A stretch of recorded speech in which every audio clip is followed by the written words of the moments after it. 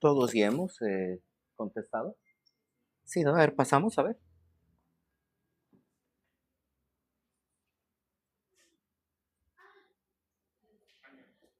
Ha cambiado el cuestionario. A ver, revísenlo.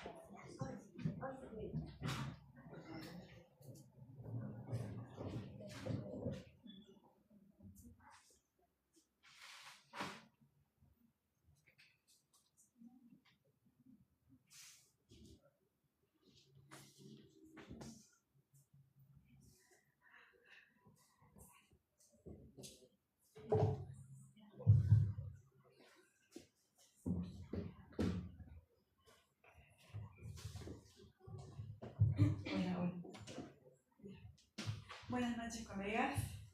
Es un grato placer volvernos a reunir en esta noche y dar continuidad a las actividades de la Sociedad Cruceña de Pediatría, ya con la presencia de la doctora Janet, nuestra presidenta de la Sociedad Cruceña. Queremos dar inicio a esta actividad y muy contentas por tener la presencia de todos ustedes acá esta noche y tener el auditorio lleno.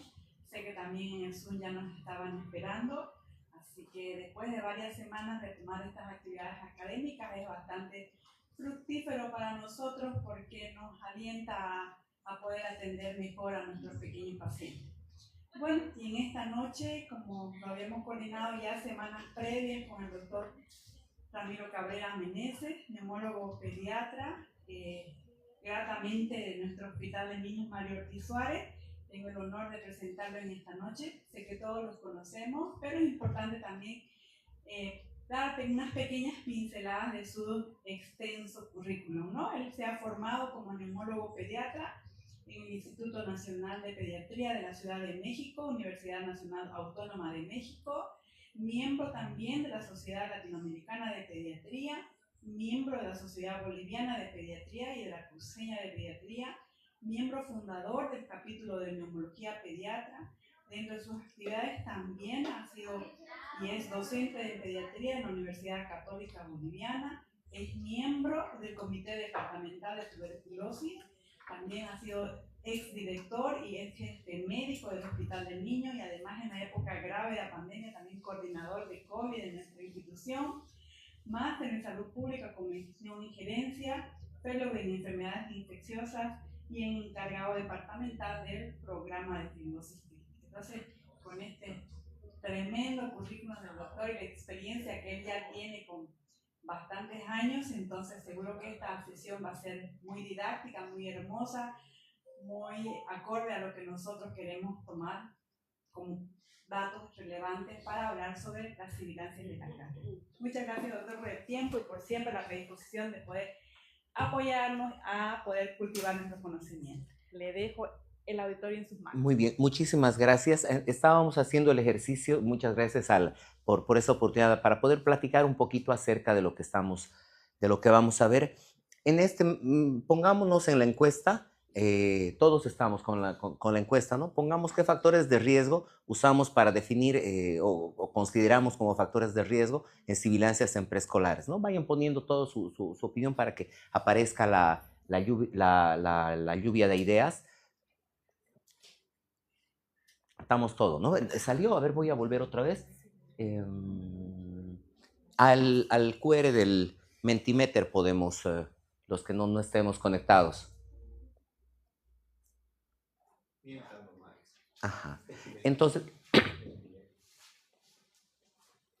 hacemos este ejercicio porque todos somos pediatras, más al igual que nosotros, cuando se pusieron a definir el concepto de sibilancias, tenemos un problema con definir cuánto de edad vamos a ponerlo. Eso lo vamos a platicar más adelante. Todos ya están aquí, ¿no? Entonces sigamos con esto. Esta todos fuimos, ¿no? Entonces aquí. Muy bien, ya estamos acá. Pueden en su dispositivo aumentar todo lo que quieran aumentar. Si es que hay o no hay más. Ajá, piquen, piquen, sé que saben.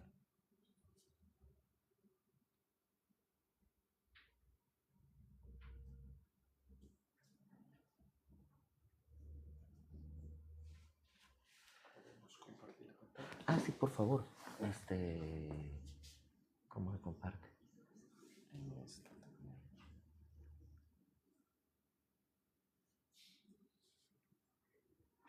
Lo agrandaré mejor. Compartir. Esto, ¿no? Compartir. Entonces está compartiendo esto de aquí, ¿no ve? Muy bien, y esto lo quito por aquí. ¿Cómo lo muevo esto que no estorba? Ahí.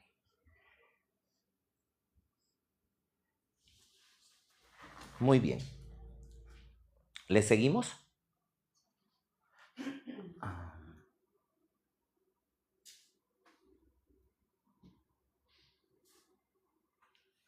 ¿Cuáles son los fenotipos propuestos actualmente para las sibilancias en el preescolar?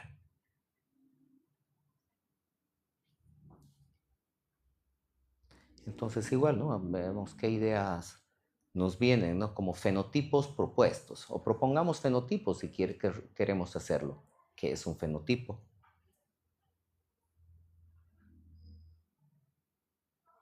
Muy bien.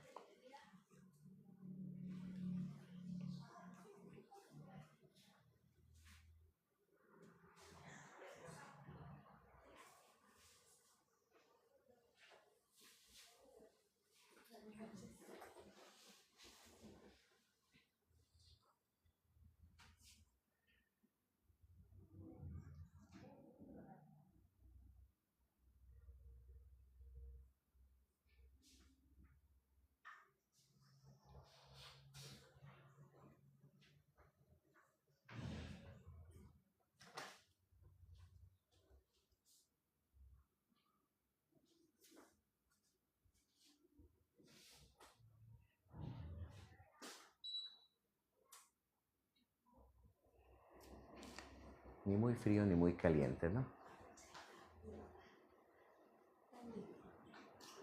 Muy bien. Me avisan cuando estemos listos.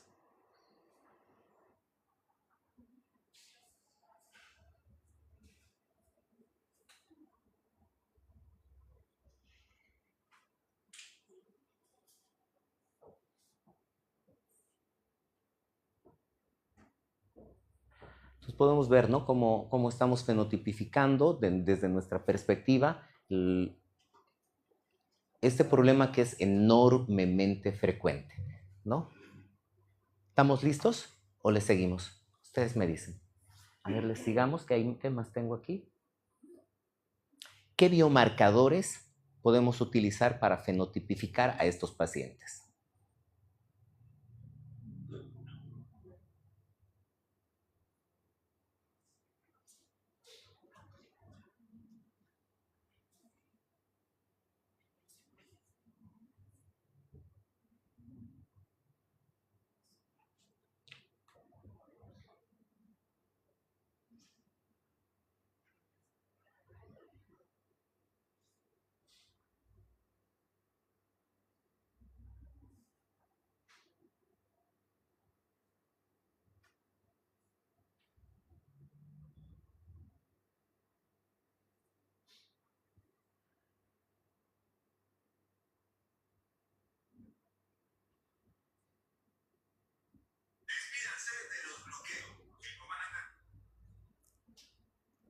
Que se acaben los bloqueos, ¿no?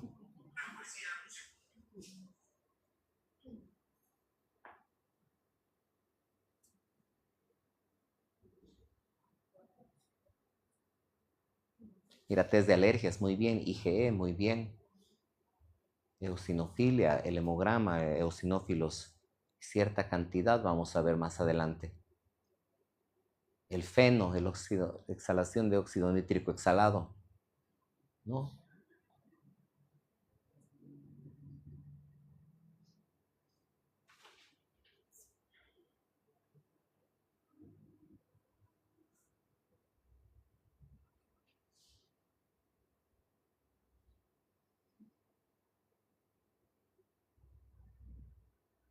Muy bien, seguimos. A ver, ya estamos acabando la charla. ¿Qué pruebas de función pulmonar podemos utilizar en preescolares?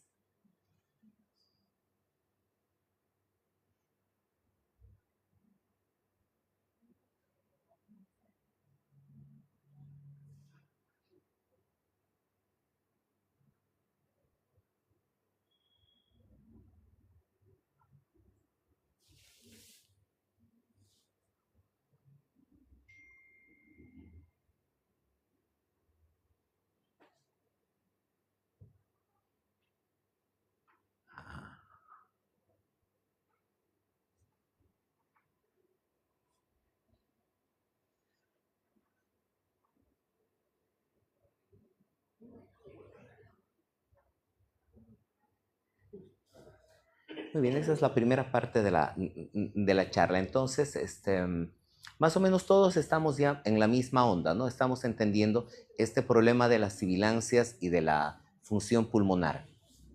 Ya hemos respondido todos. Entonces, ahora sí iniciemos.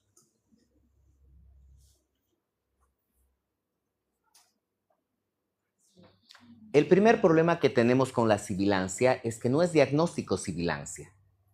Ya es lo primero que tenemos que entender. La sibilancia es una manifestación acústica resultante de la oscilación de las paredes bronquiales casi colapsadas por flujo aéreo crítico. Ahora, es un problema porque suena igual que el asma.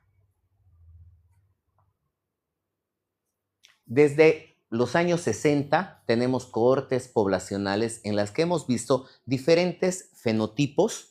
En este estudio del 67 hablan de una bronquitis sibilante benigna con tendencia a la remisión precoz, a diferencia del asma severo persistente que produce daño estructural. Más adelante, en la cohorte de Tucson, pues inician un estudio más serio acerca del seguimiento de niños silbantes. A partir de la cohorte de Tucson, nosotros hemos establecido los silbantes tempranos, los silbantes tardíos no atópicos y los silbantes tardíos atópicos. Ahora, mucho más adelante, niñas obesas presentan exacerbaciones respiratorias durante la adolescencia y al finalizar de crecer desaparecen también. Ahí aparece el concepto de disanapsis. Entonces, el problema.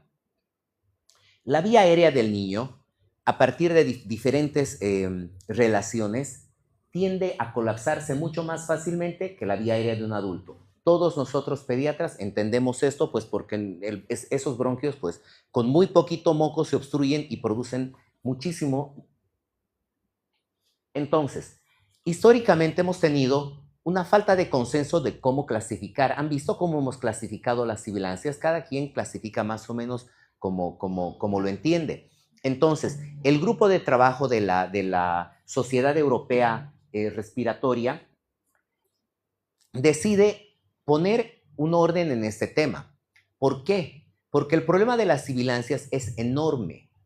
Imagínense que el 50% de todos los menores de 6 años van a haber presentado al menos un evento de sibilancias a lo largo de su vida. A ver, pero imagínense la magnitud de niños. ¿Cuántos niños menores de 6 años habrá en Santa Cruz? Fácil 200,000. Y esto no va a cambiar. Así es el comportamiento en el ser humano. Por lo tanto, este es un tema relevante. Y la sibilancia como sonido tiene una característica pues muy propia en sí misma que te hace diferenciarlo de un estertor, de un crépito. No vamos a enseñar eso que todos entendemos a una sibilancia. El problema del entenderla a la sibilancia, o bueno, primero del poderla describir y el poder entenderla a la sibilancia, es que de repente el papá no la va a poder entender. Han hecho estudios acerca de cuántas veces el papá se equivoca al escuchar una sibilancia. 1 de cada 3 veces se va a equivocar.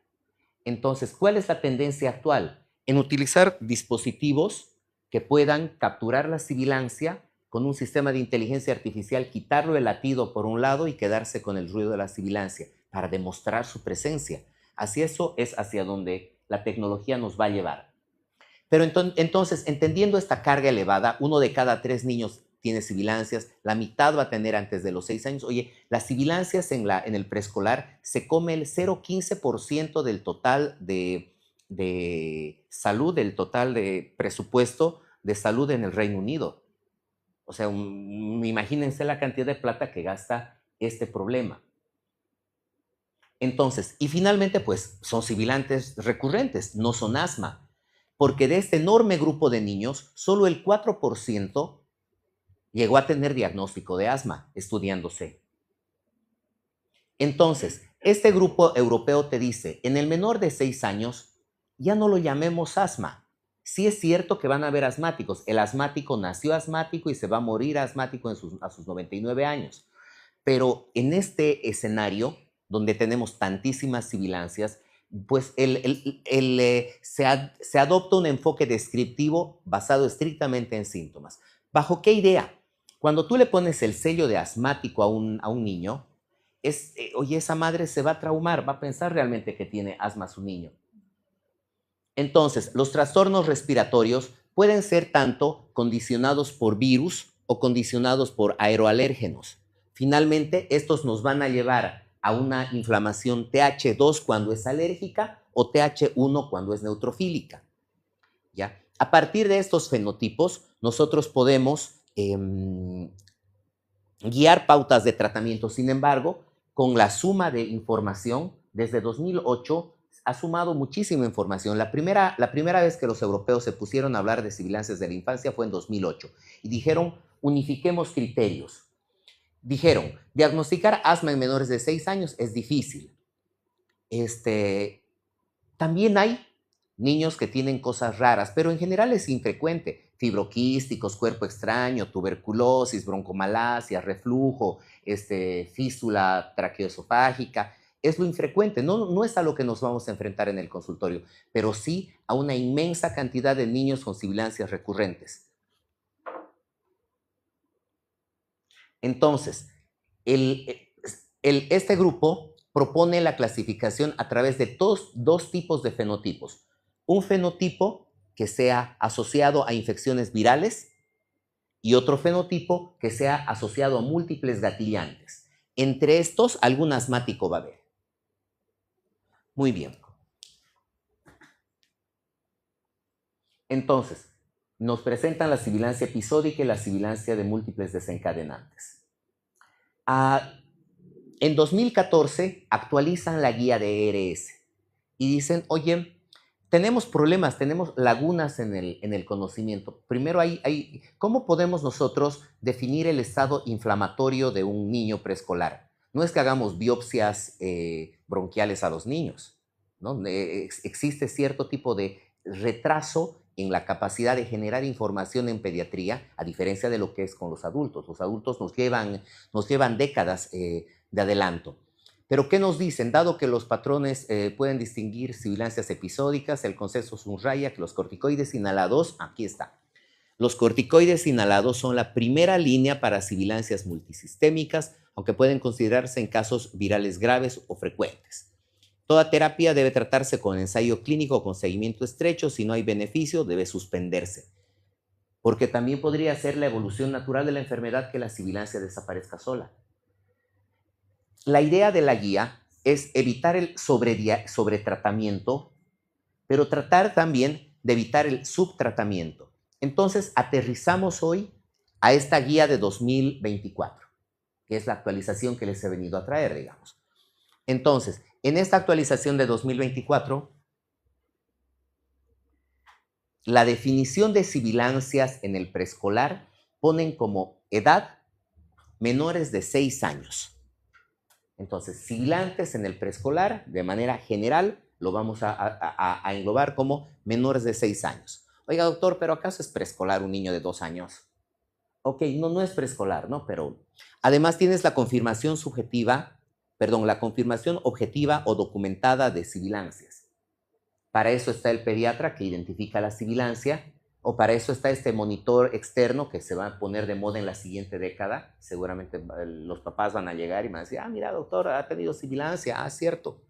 Y además tener más de un episodio de sibilancias, porque a pesar de la edad, podría tratarse de una bronquiolitis.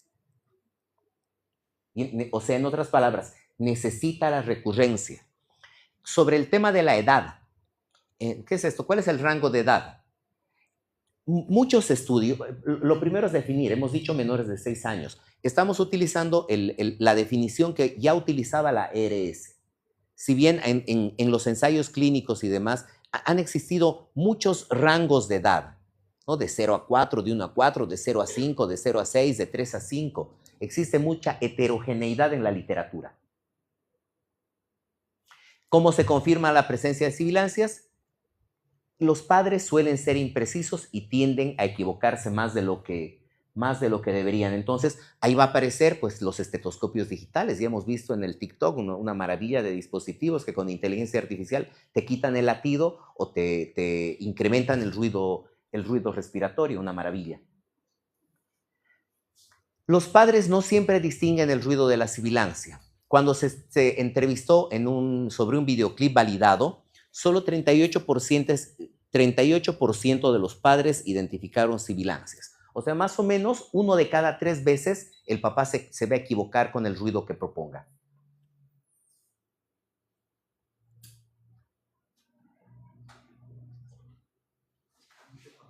Muy bien. ¿Cómo es que el papá va a acordarse del evento? La capacidad de los padres para recordar el evento depende de la frecuencia de los eventos durante el periodo evaluado. O sea, si durante este periodo se lo ha evaluado al paciente, pues el papá se va a acordar. Ha habido cercanía temporal, hace un mes es que lo ha internado, doctor. Oye, hay historia previa de asma. Un papá asmático es más probable que le preste atención al detalle. Sobre factores de riesgo, ¿se acuerdan que preguntamos sobre qué factores de riesgo estudiaron el grupo europeo? Entonces, tabaquismo materno. El tabaquismo materno es una cosa que realmente está asociada estadísticamente tanto intraútero como el tabaquismo pasivo. Entonces, dentro de la historia clínica necesitamos hablar de tabaquismo. Niveles de vitamina D durante el embarazo. Ingesta de vitamina D durante el embarazo. Estrés psicológico materno y depresión han demostrado tener estadísticamente significativa asociación. Dentro de los factores demográficos de sibilancias transitorias de la infancia, esas sibilancias en el preescolar, el género masculino estuvo más asociado, la raza negra y el ser pobre siempre está asociado a cosas malas. Sobre factores de riesgo ambientales, virus y bacterias. Oye, cosa interesante, si tú revisas la presencia combinada de Klebsiella, la presencia de virus, de rinovirus, de streptococo, de Haemophilus influenza,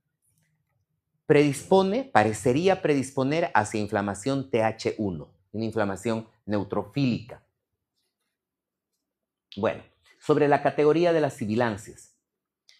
La corte de Tucson nos daba un fenotipo epidemiológico, que es muy bueno el fenotipo epidemiológico.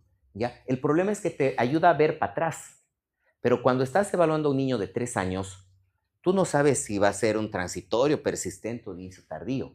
Entonces, es por eso que el grupo europeo te dice, no te interesa saber si es asma, ¿ya? Porque si es asma va a tener sibilancias recurrentes, lo vas a tratar con corticoides y va a componer. A ti lo que te interesa es defínelo o diferéncialo entre sibilancias episódicas virales o de desencadenantes múltiples. Más sin embargo, ya cuando se ponen a fenotipificar, podemos ver que existen múltiples patrones. Sacar esto que está aquí fuera. Existen múltiples patrones de sibilancias propuestos. Y hemos visto estas temporales que dicen entre transitorias y persistentes. Hay otra fenotipificación por gravedad. Han visto que algunos niños con sibilantes transitorios pueden tener eventos muy graves, entrar a terapia intensiva y luego no volver a presentar cuadros. Factores desencadenantes, ¿no? Inducidos por virus.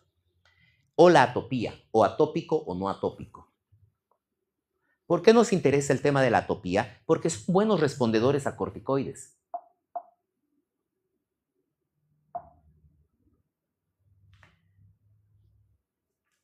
¿Qué biomarcadores son útiles? En general, tenemos la eosinofilia periférica que nos puede ayudar a entender, oye, mira, tiene eosinofilia, entonces puede que este sea un TH2, por lo tanto va a ser un buen respondedor a corticoides. Oye, no, este paciente, la sensibilización de aeroalérgenos asociada a mayor riesgo de sibilancias recurrentes y persistentes. El feno.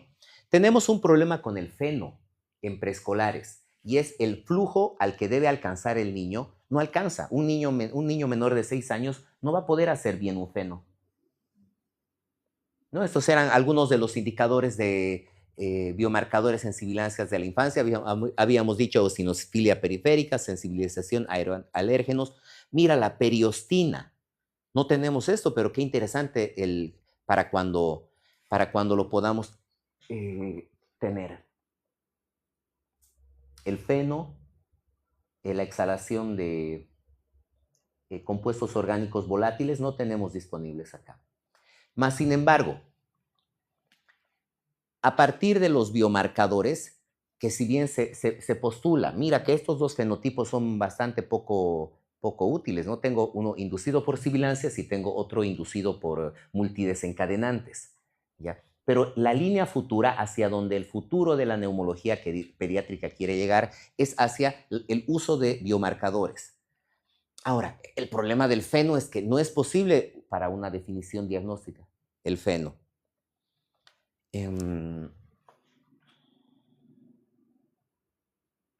Sobre pruebas de función pulmonar que podemos utilizar en el menor de 6 años. La oscilometría de impulso es una interesante prueba de función pulmonar. Es capaz de medirte resistencia y reactancia, permitiendo evaluar la resistencia al ejercicio, la respuesta al broncodilatador, la necesidad de corticoides. Hacerle hacer espirometría a un niño menor de 6 años, difícil, menos fácil, ¿no? Si bien el grupo chileno estaba haciendo espirometrías arriba de los 4 años, pero necesitan entrenamiento. No todos pueden, a veces algún niño llora, ¿no? Finalmente, lo que tú quieres demostrar, ya sea con tu espirometría o con tu oscilometría, quieres demostrar respuesta al broncodilatador, porque si demuestras esta respuesta al broncodilatador es asma, pues, te va a responder bien a los corticoides. Bueno, esta era la primera diapositiva que habíamos visto, ¿no? Acerca del TH1, TH2. Nos habla la guía acerca de rasgos tratables. ¿Qué cosas vamos a poder tratar? Habitualmente la infección suele ser viral. Te suele decir no uses antibióticos. Oye, pero en algún caso suele tener atopia o aumento de la alergia. Vas a utilizar de repente corticoides. Tienes inflamación, tienes que definir, ¿es inflamación eosinofílica o es inflamación neutrofílica? Porque a la inflamación neutrofílica no responden bien a los corticoides inhalados. Entonces, lo mismo que habíamos dicho, identificar TH1 o TH2.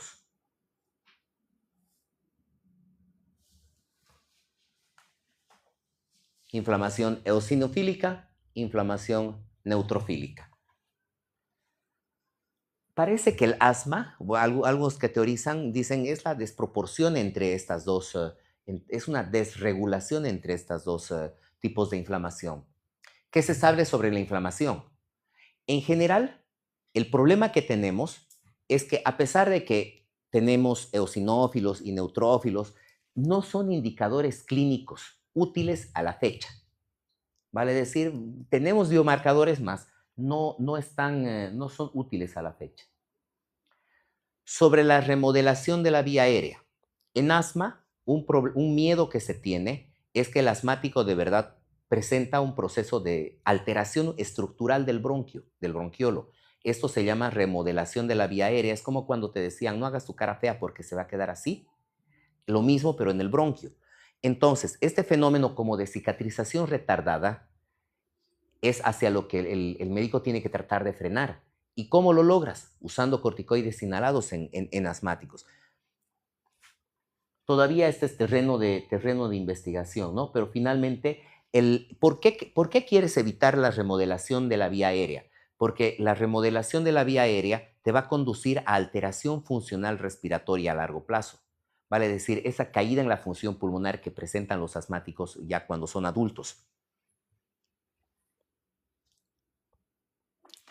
Entonces, sobre las infecciones recurrentes en preescolares, suelen ser las infecciones virales el mayor desencadenante de todos estos eventos, mas sin embargo, la presencia de Haemophilus moraxella, la presencia de rinovirus en lactantes aumenta el riesgo de sibilancias recurrentes e incluso se asocia rinovirus en edades tempranas con asma. Ahora, es cierto que el rinovirus es el principal hacedor de infecciones respiratorias en el ser humano, ¿no? Es casi, bueno, no tanto como sincitial respiratorio, depende de la época, ¿no?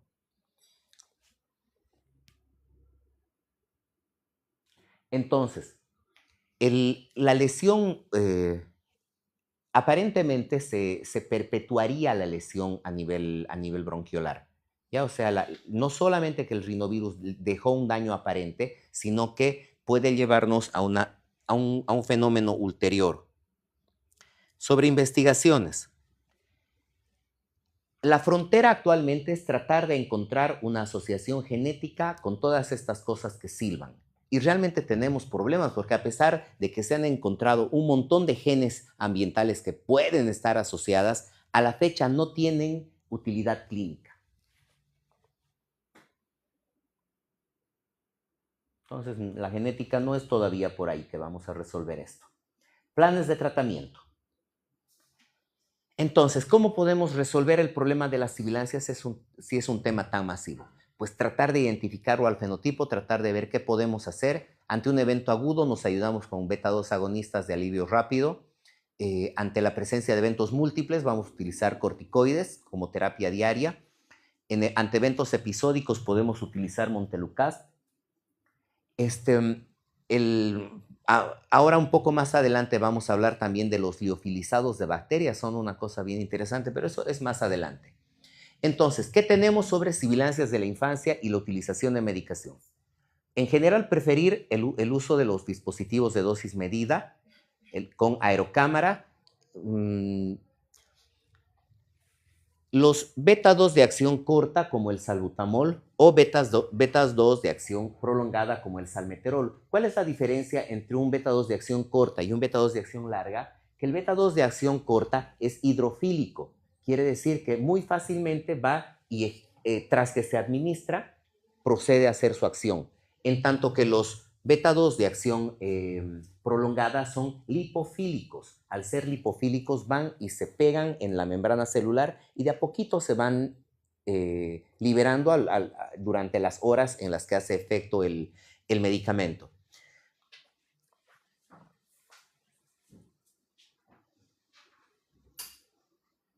Ay, miren, qué interesante. Hay algún grupo que ha utilizado montelukast, 4 miligramos kilogramo día por 7 días durante infecciones respiratorias, con una reducción modesta de dificultad respiratoria e inicio de actividad, sobre todo en los que tienen índice predictivo para asma. O 4 miligramos intermitente desde el inicio hasta 7 días post síntoma, disminuyó ausentismo escolar. En sibilancias, el uso de macrólidos, como la acitromicina, acorta la duración de episodios hasta en un 60%. Oye, sin saberse todavía el mecanismo de acción, porque no está mediado infección. El liofilizado de bacterias, ¿no? Que tenemos en el mercado al menos uno o dos. Una cosa interesante, ¿no? ¿Por qué te reducen, oye, casi un 40% el riesgo de ataques de sibilancias acumulados?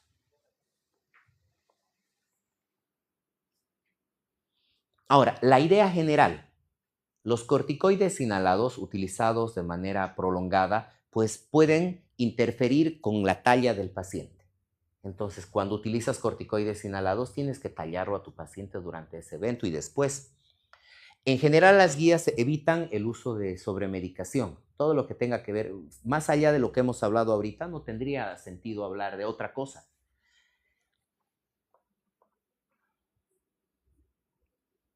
Los corticoides inhalados siguen siendo la piedra angular del tratamiento. Estudios indican que tratamiento diario versus intermitente no mostró diferencia, porque ahorita está de moda, ¿no ves? Eso del uso del SMART, utilizar dosis de corticoides solamente durante los eventos. en lugar de utilizarlos de manera diaria. Pero bueno, hasta aquí pues no pareciera haber mayor diferencia. El papel del feno todavía permanece incierto. En los niños mayores, tú le haces un feno y si tu feno ha disminuido, le disminuyes el corticoide.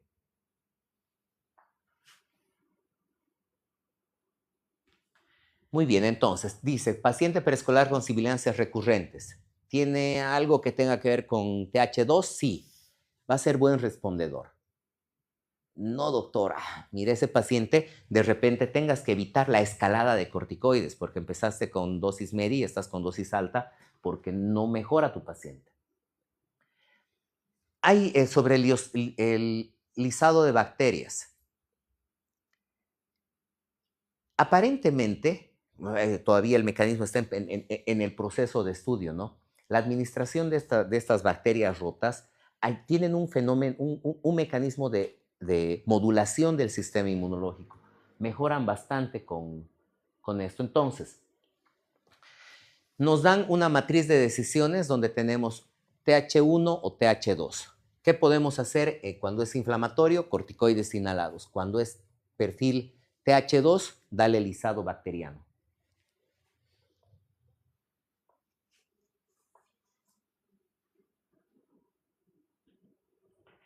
Muy bien, aquí hay varios estudios sobre el uso de los corticoides. No vamos a detenernos demasiado sobre los ensayos. En general, pues para los pacientes con sibilancias recurrentes, pues los corticoides inhalados pues siguen siendo la terapia esencial, digamos. Sobre macrólidos, si bien son útiles, la guía te dice, oye, cuidado con la resistencia. ¿Ya? Luego, tampoco es que mejoren los pacientes durante el periodo de emergencias. En los estudios no es que ha reducido mira, qué interesante. Los estudios muestran resultados contradictorios. Si se inicia dentro de los 7 días de síntomas, similares al asma en niños de 1 a 3, reducen los mismos hasta en un 83% sin mecanismo claro ni infección bacteriana comprobada. O sea, interesante cosa la citromicina, más sin embargo es contradictorio, ¿no? Aquí habíamos hablado de los lisados bacterianos, ¿no? Su mayor beneficio en niños no alérgicos con sibilancias inducidas por virus. Bueno, ¿y hacia dónde estamos yendo? Si bien el sibilante transitorio, el sibilante menor de 6 años va a curar solito, alguno de ellos va a ser asma. De repente interesante podría ser poder a ese grupo la identificación de riesgo futuro. Luego, todavía está en territorio de investigación esto de la validación de biomarcadores, tanto de biomarcadores TH1 como TH2, y bueno, la necesidad de pruebas objetivas, ¿no? Y sobre todo el poder identificarlo al asma para evitar su progresión.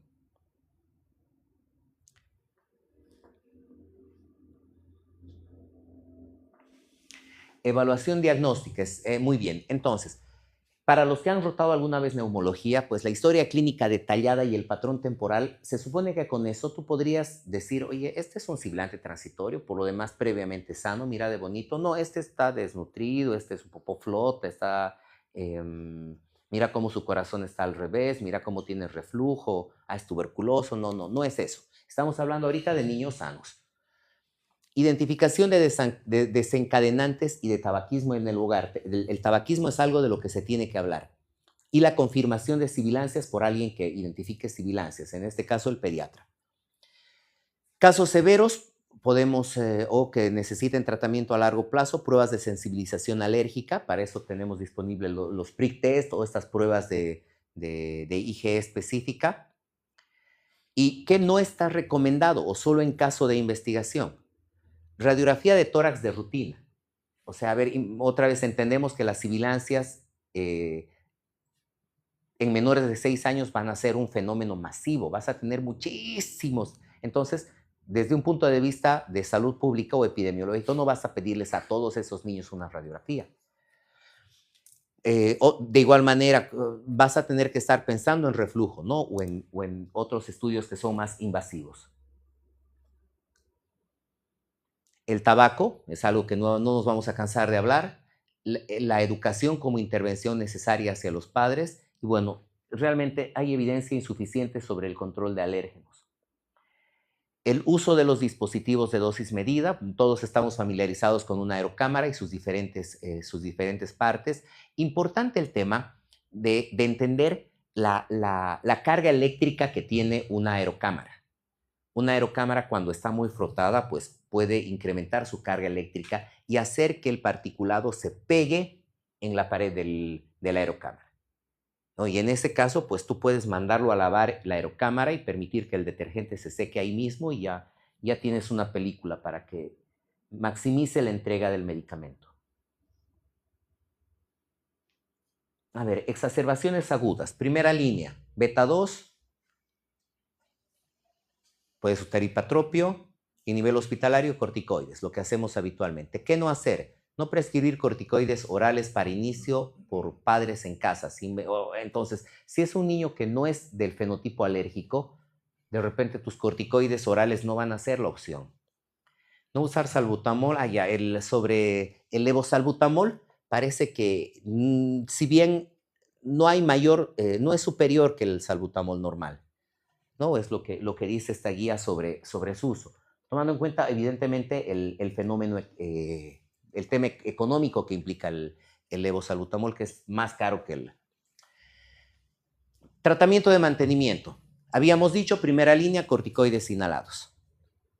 Tienes que hacer un monitoreo clínico y en este caso, si no hay buena respuesta, retiras. Si hay buena respuesta, mantienes. Podemos intentar un ensayo terapéutico con Montelukast.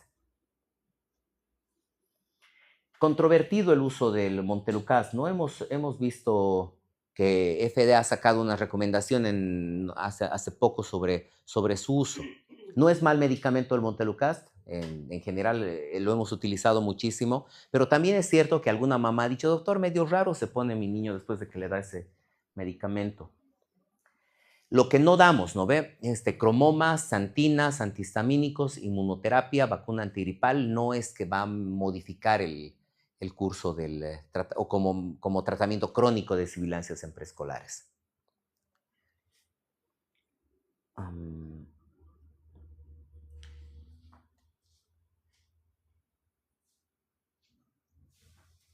Tenemos una sobreposición de fenotipos. Realmente, ¿será que solamente tenemos estos fenotipos? A ver, nosotros que ahora, ya finalizando la plática, nosotros todos hemos visto, nos hemos cansado de ver sibilancias, ¿no ve? O sea, es parte de la práctica clínica habitual del pediatra. Más ahora, ante lo que les estoy planteando, pues el uso necesario de los corticoides inhalados cuando es necesario, el uso responsable de los corticoides inhalados cuando es necesario y su retirada cuando no sea necesario.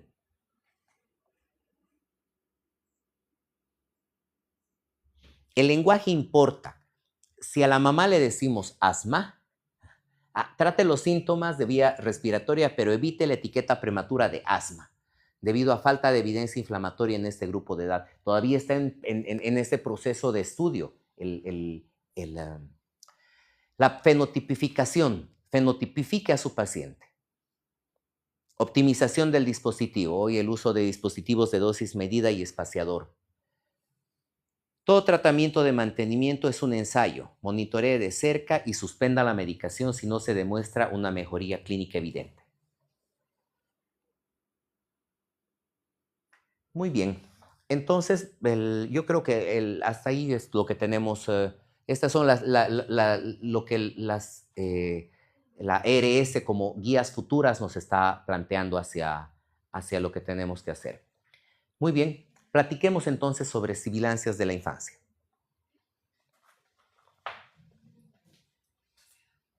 Muchas gracias, doctor. Puede pasar. ¿Se nos puede prender la luz, Brenda, por favor?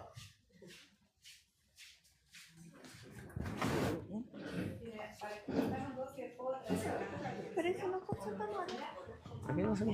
Para que se pongan cómodos y ya claro, nos sentamos aquí y la audiencia bastante interesados en el tema y también como probablemente tengamos algunas consultas a través del Zoom, también aprovechar de presentar a la doctora Giselle Justiniano.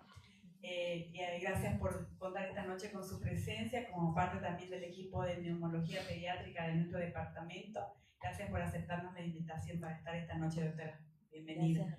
Y gracias al doctor, como siempre, amplio, detallado y minucioso en sus presentaciones. Creo que todos nos hemos quedado bastante sin pestañear todas las clases para poder comprender y asimilar al 100%. Así que podríamos dar la palabra para los que pudieran aprovechar de todas las dudas que tengan y aclarar con el doctor, mientras también pensamos poder cederle la palabra a la doctora Giselle Justiniano para que nos pueda también un poquito ampliar desde su punto de vista algunos tópicos o puntos claves sobre este tema de vigilancia. ¿Tenemos otro micrófono, por favor? Ampliar no, ¿no? Que sea un Mientras tanto, conversatorio con alguien, perdón, porque no creo que sea.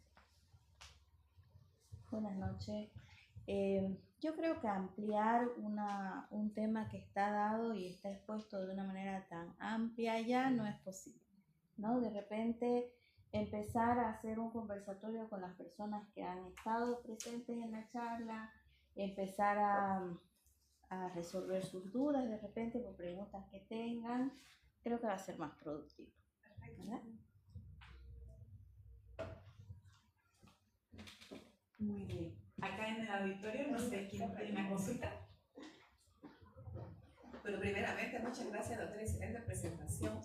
Yo quería preguntarle a ambos cómo podemos hacer para disminuir la frecuencia de la remodelación que hablaba el doctor Cabrera a nivel de consultorio, tal vez con un buen uso de los corticoides, no sé, ¿qué nos puede recomendar? Claro. En realidad las sibilancias recurrentes, y claramente lo ha dicho el doctor, al hablar de fenotipos, lo que se intenta en las primeras visitas es más o menos clasificar al paciente, si este paciente va o no relacionado con temas de tipo alérgico, ¿no es verdad? Si tiene antecedentes, eso en la historia clínica, ¿no? Ingreso. Si es su primer episodio, si es su primera vez, si es su primer resfrío, si no tiene antecedentes familiares. Entonces, abordarlo de repente como un primer episodio, no avanzar hacia el uso de corticoides ni nada, sino tratarlo y no sobremedicarlo, ni tampoco estadiarlo ya en una primera visita.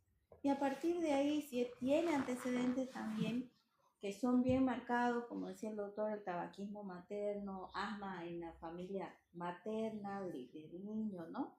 Tienen antecedentes de atopía, eczemas, etcétera, que ya va asociado de repente a hacer una observación, un primer episodio, y si el episodio se repite o el panel viral le da, no sé, rinovirus, aparte de todo esto, y hacer un seguimiento más cercano y ahí sí de repente ya iniciar corticoides inhalados para evitar la remodelación de ese epitelio respiratorio que tanto queremos cuidar.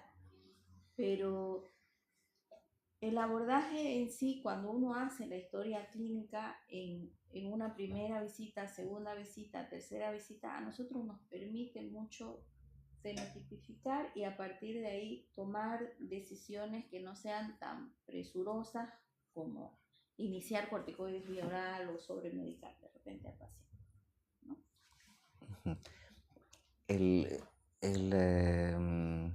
¿Cómo poderlo decir? Uno puede echar mano a pruebas de función pulmonar que un niño puede hacer. A partir de los 3 años, un niño ya te puede hacer una oscilometría de impulso. ¿Ya? Y el RS en 2020 ha sacado unas guías de actualización sobre la utilidad de oscilometría de impulso y es bastante interesante, pues si bien te plantea para la respuesta al broncodilatador son valores bastante elevados, ¿no? Que tiene que modificar, pero vas a identificarlo, al asmático lo vas a pillar a través. Correlaciona muy bien oscilometría normal con asma en el escolar. ¿No? Eso. En un niño que hace episodio recurrente, se pueden pedir estudios de función respiratoria que ayuden ya a clasificarlo, ¿no? O con un índice predictivo de asma positivo también. Muchas gracias. otra pregunta, por favor, Sara.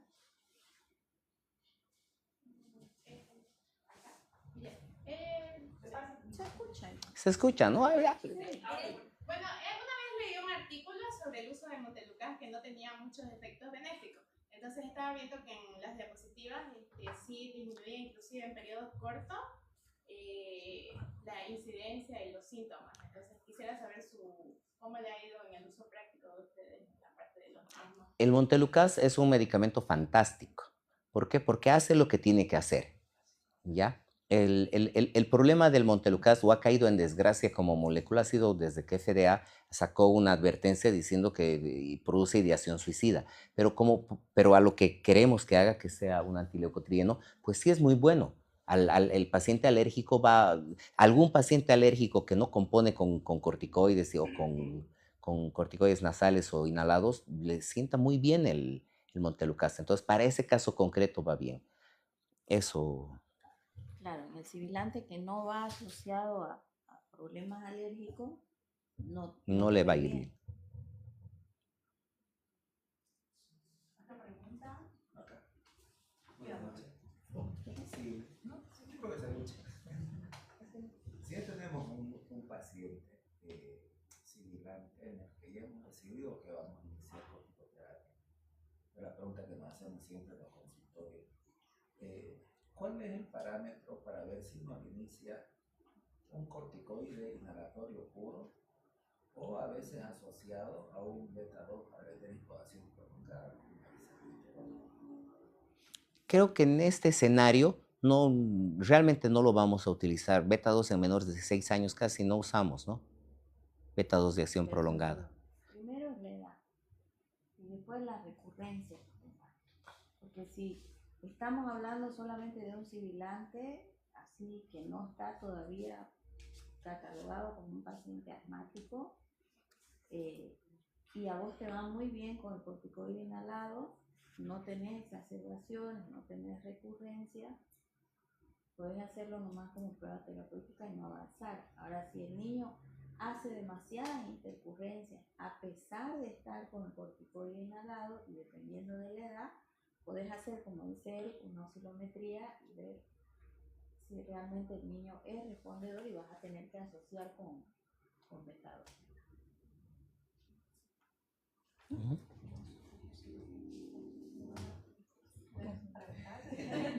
¿Qué opinan de la bronquitis obstructiva obligerante o recidivante que antes se llamaba? Después de que un niño se ha intubado y queda como asmático aparentemente, ¿no? Uno dice, va a otro lado donde no lo conocen al niño y le pone la etiqueta, es asmático. Y sin embargo, pues tiene una estrechez nomás de tráquea por la intubación y entonces el niño está silbando permanentemente.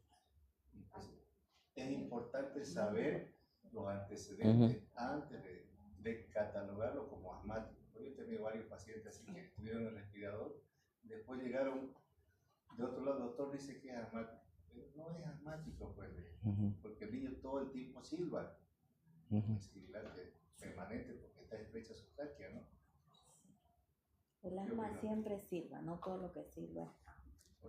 Y la historia clínica es elemental como punto de partida para decidir qué diagnóstico o qué hipótesis diagnóstica uno va a tener, cómo va a clasificar esa hipótesis diagnóstica que tiene y qué prueba terapéutica o inicio terapéutico va a hacer o si previamente va a hacerle algún estudio. Porque la bronquiolitis obliterante es una enfermedad que es crónica, que es posviral, que queda como secuela y que muchas veces no va a responder tampoco al corticoide inhalado, ¿no? Entonces eso va con el tiempo. Algunos niños incluso son oxígeno dependientes, ¿no? Y hacen internaciones domiciliarias prolongadas, por tiempos prolongados, y su estado normal es similar, tener sibilancia. Hasta que se vuelve más grande y recupera un poco función pulmonar. ¿Cuándo pedir radiografía? Eso es importante. ¿Cuándo? Porque ya lo hemos hecho tratamiento con nebulizaciones, con aerosoles, y no mejora. ¿Cuándo le pedimos radiografía? Claro, pero lo que pasa es que en general la guía está entendiendo un problema macro. es como que de repente a toda esta población, la mitad va a tener sibilancias en algún momento y un 30% va a ser recurrente. ¿Ya? A ese 30%, hoy hay 200.000 menores de 6 años en Santa Cruz. O sea, vamos a tener 100.000 radiografías. Creo que esa es la lógica que tiene el ERS para que, igual que en bronquiolitis, te dicen, no hagan radiografías de rutina. Eso No es, de ajá. rutina. Ahora, Y otra vez vuelve a ser demasiado importante el interrogatorio, el tener tiempo de sentarse con el paciente y a pesar de que a veces uno cataloga a la mamá como chinchi, molestosa, etcétera, darle el tiempo y escucharle la historia para a partir de ahí tomar una decisión. Uno, la historia clínica y dos, la semiología, que sigue siendo bien importante, ¿no? La ocultación. Si ya con la historia clínica uno sospecha por el tiempo de evolución, por la forma de presentación de los síntomas, por la no respuesta al tratamiento inicial y por una ocultación que le haga sospechar una sobreinfección o que alguna situación, entonces sí va a pedir una radiografía.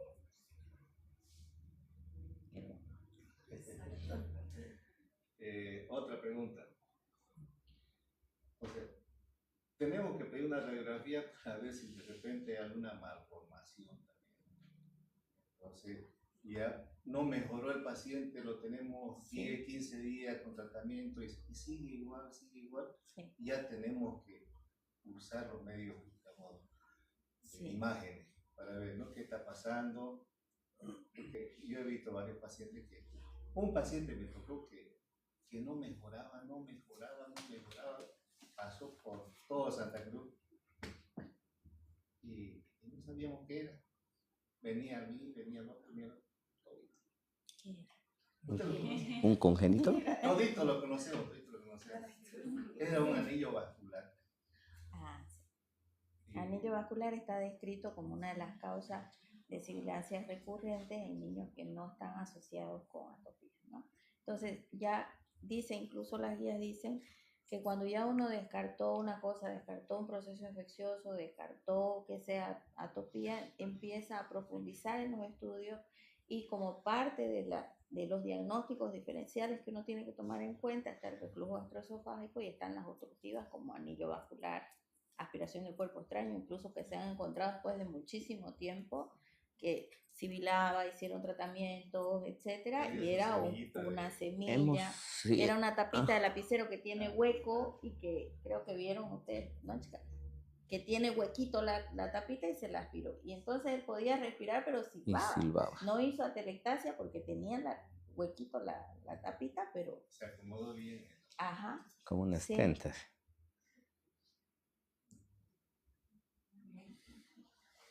¿Qué experiencia tienen con los probióticos en la asma? Ya confirmamos, diagnosticado. Probióticos no, o sea, estamos hablando del liofilizado de bacterias, que no son probióticos. ¿No ve? El liofilizado de bacterias es una cosa interesante. ¿Por qué? Porque hoy hasta un 50% de pacientes cambian su expresión. Es bien interesante. Al que le va bien, le va bien. Ahora, tampoco es una panacea, pero es un recurso interesante, tanto que está en la guía de ERS. Pero están haciendo un estudio de... Bronchovaxón. Nosotros escuchamos. Ya. Se están quejando. Está bien. En el tema de los probióticos, me parece que están haciendo, o va a salir ahora en el ELAC, un estudio que hizo Martínez igual, del uso de probióticos, los beneficios de los probióticos en pacientes asmáticos. Pero una respuesta clara, ya científicamente publicada, todavía no. Yo, dentro de las guías que nosotros usamos. Al principio, en las primeras diapositivas, hablábamos de la vitamina D. No se olviden de la vitamina D. Sí. Vitamina E y vitamina D, los dos. La D, D la más importante, y E. Ramiro, la D. Porque la D te va a regular todo su sistema inmunológico, el inmunomodulador. Y todos estos problemas, a veces problemas de inmunomodulación de la vitamina D es la reina de todas las vitaminas. Si nosotros usáramos bastante cantidad de vitamina en nuestros pacientes, tal vez esa sibilancia no serían tan frecuentes. Sacarles al sol también es importante. Yo ando predicando todo eso por todos lados. Los residentes de la Caja Petrolera me conocen que vitamina D3, salir al sol y tomar probióticos. Los probióticos actúan a nivel, primero, las cosas que le damos a nuestros hijos no son buenas. Le damos chisito, le damos esas cosas que comen que le provocan inflamaciones intestinales. Esas inflamaciones intestinales provocan una permeabilidad intestinal mucho más. Normalmente es permeable el intestino, pero se aumenta la permeabilidad y de ahí pasan todas las sustancias tóxicas directamente a la sangre y en la sangre hacen los cuadros alérgicos. Los niños pueden presentar rinorrea, crisis de asma, atopía, todas esas cosas. Bajo esos conceptos Pues, es que se están claro, haciendo entonces ahora se los está estudiando estudios para... mucho y está cambiando mucho la medicina. Lo que nos habían enseñado hace 30 años ya no vale lo que ahora estamos aprendiendo, ¿verdad? Por favor, la doctora Rocío quiere hacer una pregunta por Zoom. ¿Podemos escucharla, por favor? Tiene la palabra, doctora Rocío. ¿Puede hacer la pregunta, por favor?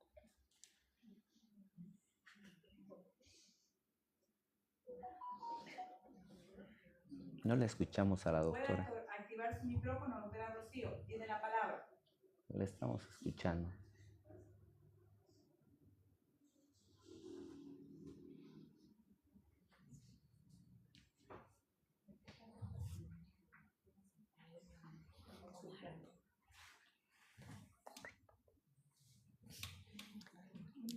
Yo me acuerdo del bronquial.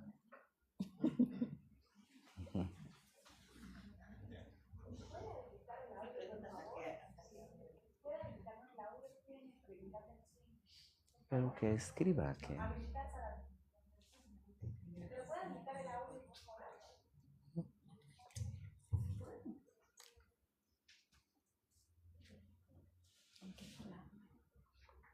Jalamey.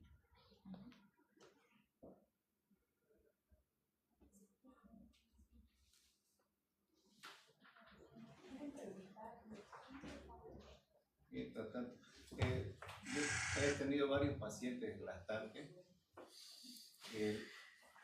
Tuve varios pacientes lactantes que llegaban a mi consultorio silbando y silbaban todo el tiempo. Lo primero que yo les pregunto, ¿su bebé le sale leche por su boquita, a veces por su nariz? Sí, doctor. Entonces no es asma como le han dicho, eso se llama reflujo.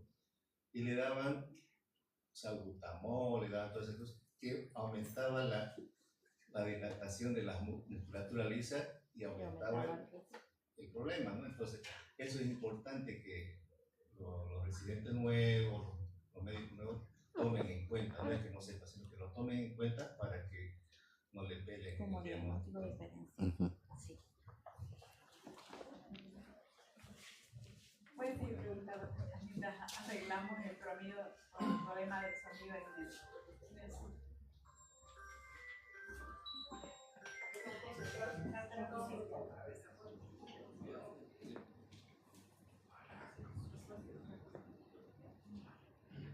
¿Ya tiene el audio disponible, doctora Rocío? Hola. Su micrófono está apagado, ¿lo puede habilitar, doctora? No, sigue apagado.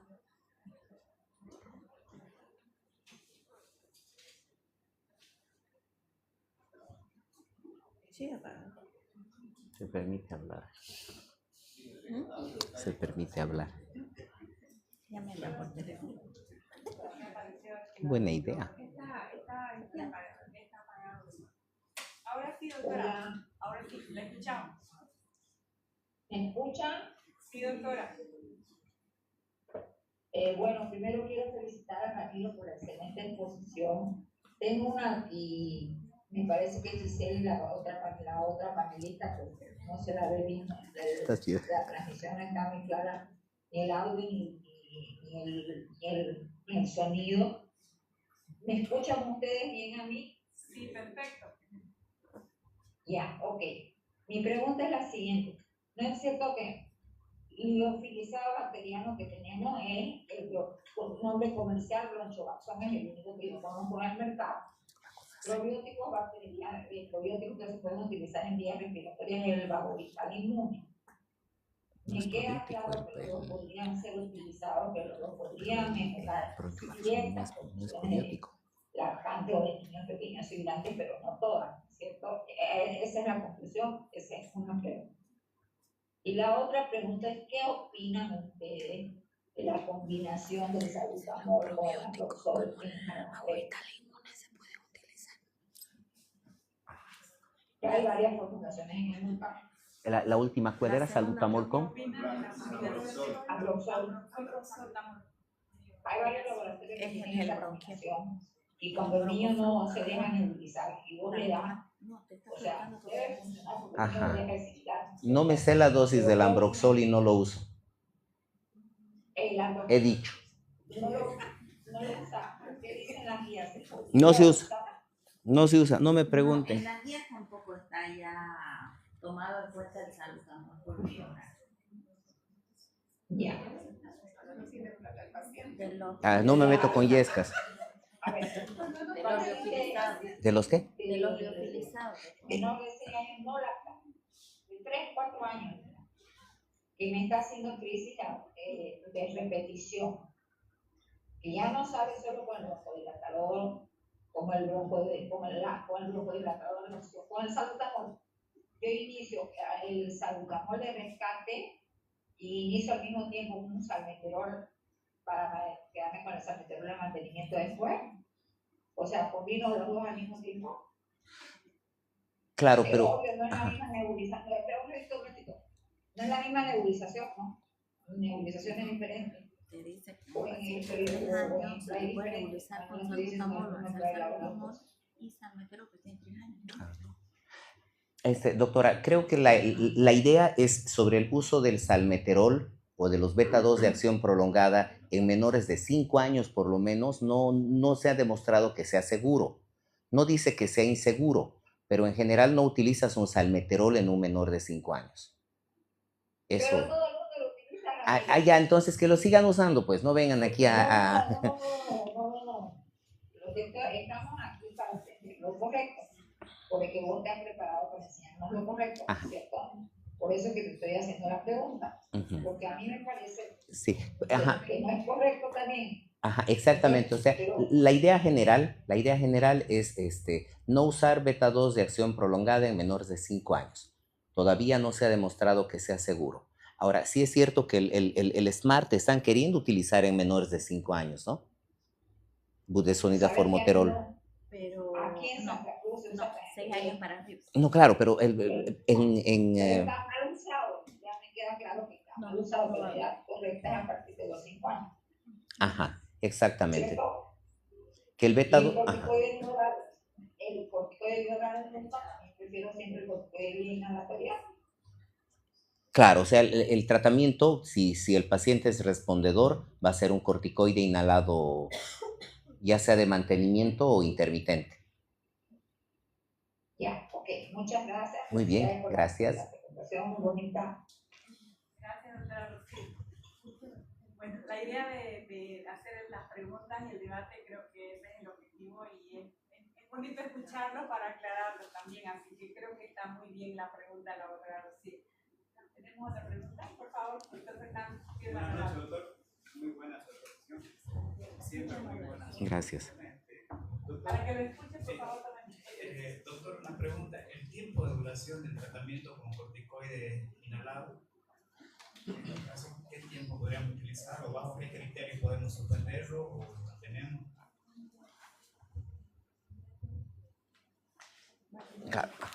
Gracias. Yo creo que la idea del... ¿El paciente respondió bien al corticoide inhalado o no respondió bien al corticoide inhalado? Sí respondió al corticoide inhalado. Entonces, de repente, este paciente va a necesitar un corticoide inhalado de mantenimiento. No respondió bien al corticoide inhalado, quítaselo. ¿Ya? Porque no va a responder al corticoide inhalado. Tal vez es otro sustrato fisiopatogénico el que está produciendo la alteración. Ahora, ese es precisamente el punto del cómo ir haciendo el desescalado, ¿no? ¿Qué elemento objetivo tú tienes para poder decir, más allá de tu asma control test o ¿ha estado controlado? Sí está controlado, muy bien, desescalemos, ¿no?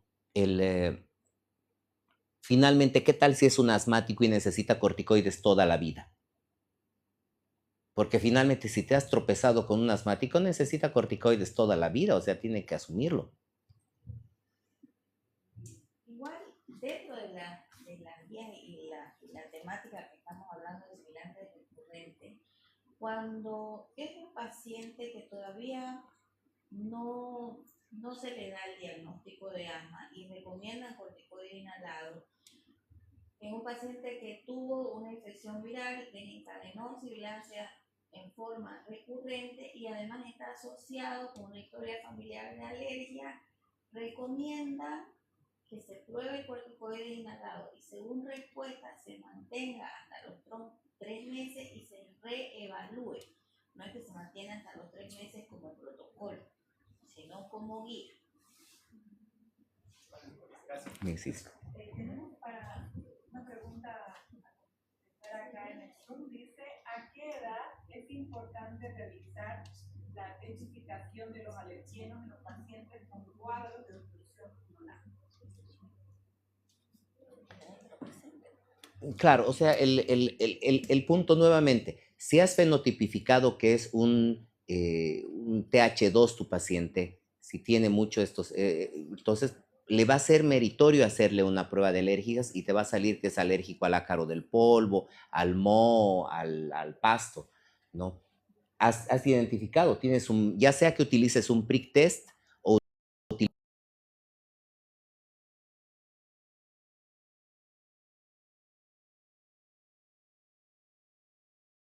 no. Perdón. Entonces, esa sería la utilidad de utilizar tanto la IgE como la IgE específica como el prick test, que nos dan esa información.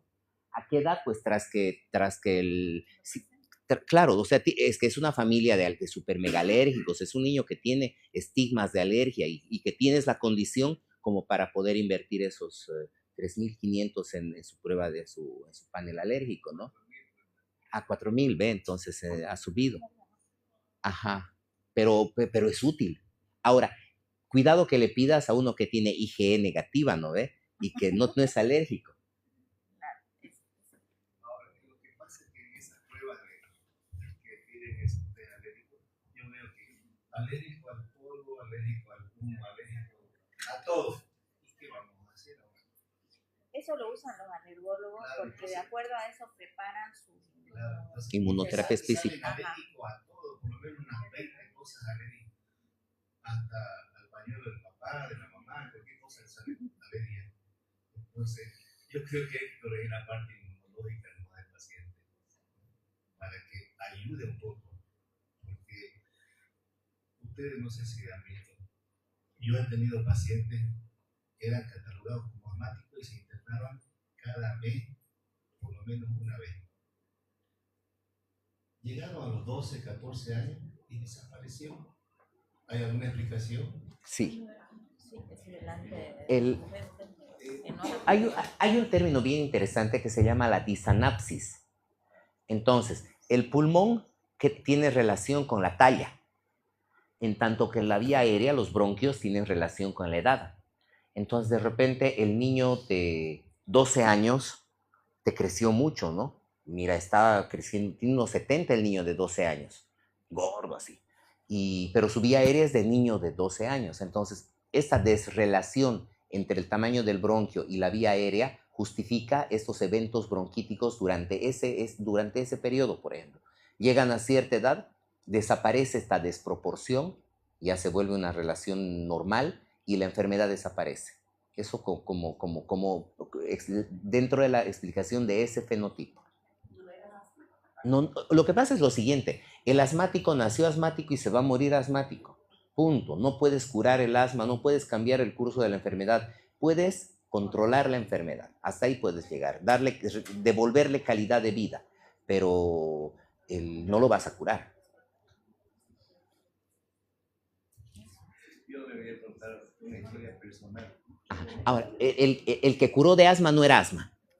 A mí me tenían desde los 6 meses hasta los 12 años, bueno, un poco más, hasta que salí bachiller me tenían catalogado como asmático. Y ya no sabía porque ya me fui a estudiar a Sucre y mi mamá estaba muy preocupada qué es lo que va a pasar conmigo. Y su pregunta era, ¿cómo estás? No estoy tosiendo, no estoy tosiendo. Hasta que un día fuimos a jugar fútbol y nos cansamos de jugar. Entré a bañar y me eché encima de la cama sin taparme. Las 3 de la mañana estaba con mi crisis. No podía. Es lo que siempre dicen, cuando cambia el clima, o se enfría, el paciente también que tiene tendencia a estas cosas. No estoy diciendo, a mí me catalogaron como asmático, incluso hasta me trataban como tuberculoso, no dejaba de toser nunca. ¿Ya? Entonces, ya cuando fui a revisar mi historia, encontré que me trataban como tuberculosis. Pero era bajo peso en ese tiempo. ¿Qué? No, yo era gordito. Y lo que pasa es que se me pasó todo el problema cuando yo mismo descubrí que el frío desencadenaba el problema conmigo. Allá en Camiri, vuelco al sur cada vez y ahí tenía mi crisis de asma todo el tiempo. Y no había nebulizadores ni bien. Reactivo bronquiano, ¿no es? Claro, o sea, había que hacer una espirometría, habría que hacer, ¿no? Un feno y un oscilo. Oye, es fantástica el oscilo. ¿Cómo hasta para el grande? ¿Qué? Hasta para el grande. Mira lo que el espiro no mira, es alucinante la oscilo.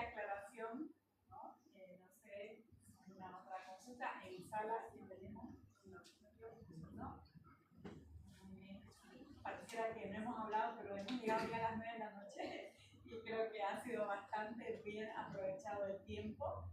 Vale la pena tal vez hacer un resumen cortito de los puntos A ver, claves. ¿qué tal si volvemos al Mentimeter a ver a cómo hemos empezado? Claro, empecemos sí. Cómo hemos empezado, ¿se acuerdan? Sí. Hemos empezado diciendo, primero el rango de edad, ¿no? Entonces, razonablemente,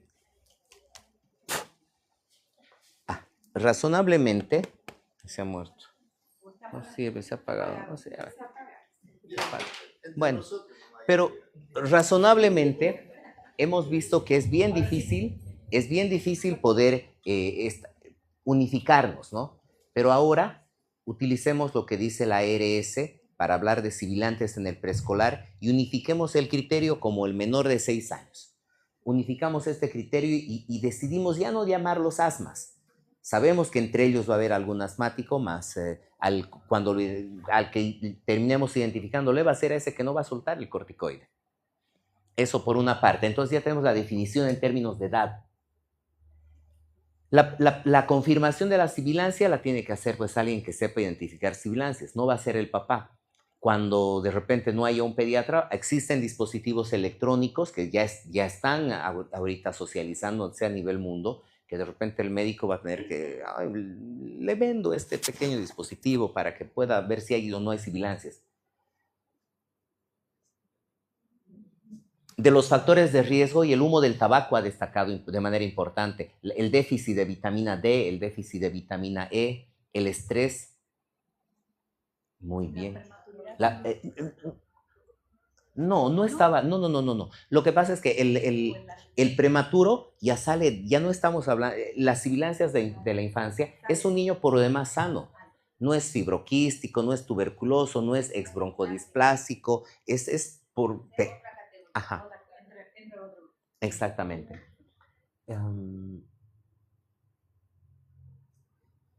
De los fenotipos, hemos visto que la fenotipificación en sí misma es un dolor de cabeza, pero la guía te propone simplificarlo en 2. Uno, sibilancias inducidas por virus, y los otros, sibilancias de múltiples gatillantes. Entre esas sibilancias de múltiples gatillantes van a estar algún asmático, en su proporción. De los biomarcadores tenemos problemas en el uso de biomarcadores. Tenemos eosinófilos. Si bien dice que arriba de 400 eosinófilos ya, pero ese valor todavía no está estandarizado. IgE, prick test, el feno, realmente la utilidad no nos sirve el feno en un menor de 6 años. ¿Por qué? Porque no va a poder hacer la maniobra. Dentro de las pruebas de función pulmonar, pues la guía te dice no le hagas pruebas de función pulmonar a todos los preescolares porque no la van a poder hacer. De las que tenemos actualmente para poder evaluar a un menor de 6 años, la oscilometría de impulso.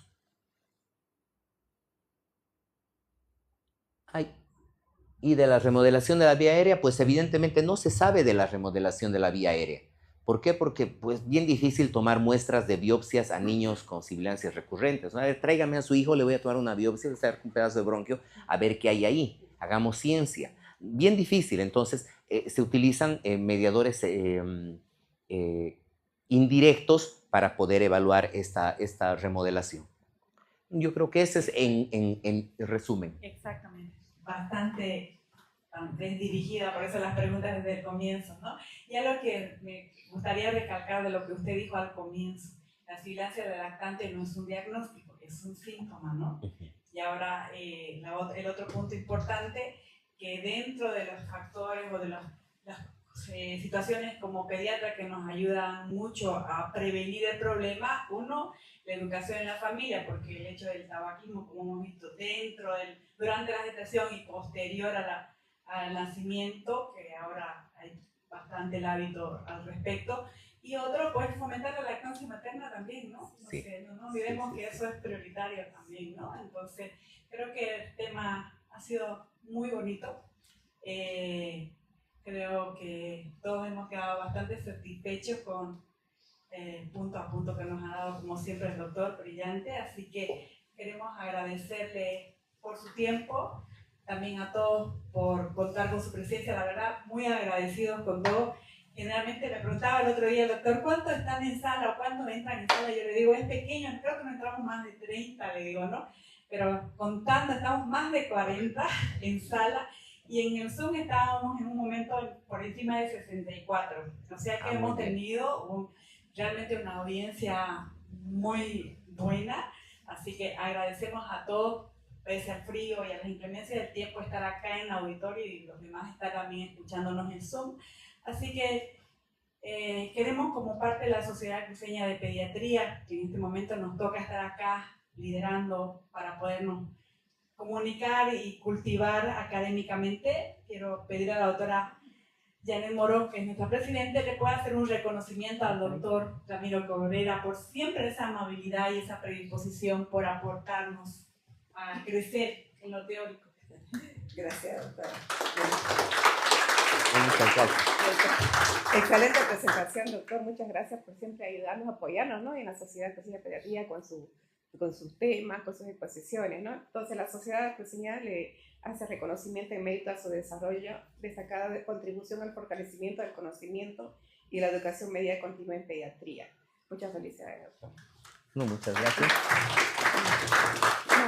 Una fotito ahí. Bien, muchas gracias. Gracias. Bueno, ya. También queremos agradecerle a la doctora Ana Giselle Justiniano Rojas por darse este tiempito igual, por acompañarnos. Sabemos que todos tenemos muchas actividades, pero esa buena predisposición apreciamos mucho, doctora.